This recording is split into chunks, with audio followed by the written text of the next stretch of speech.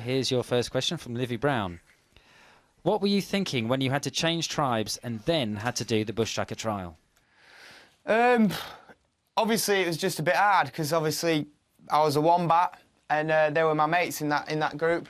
But you're just thinking, whatever you have to do, you just go out and do your best. So as soon as I changed tribes, I just wanted to do well for that tribe, really. And I want to do well in the Bushtucker Trials anyway. It's the only thing. You're in Hammersmith to get me out of here. That's what's testing you. Do you know what I mean? So yeah, I just wanted to do well, really. I was a bit gutted that I was up against Fog because he's my mate, but it had to be done. Question from Laura. Which X Factor judge do you think would cope the best in the jungle?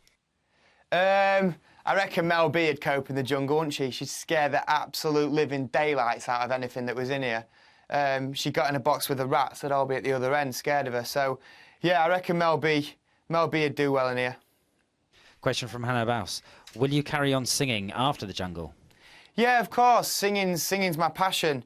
I want the best on X Factor, but yeah, I love singing, and that's my passion. I want to do an EP and get my original songs out there on my guitar, and hopefully people will like them and people buy into it, really.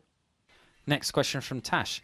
If you could describe your experience in the jungle so far with 3 words, what would it be? Good question, Tash. Life-changing, that's one. Life-changing, hilarious, and testing.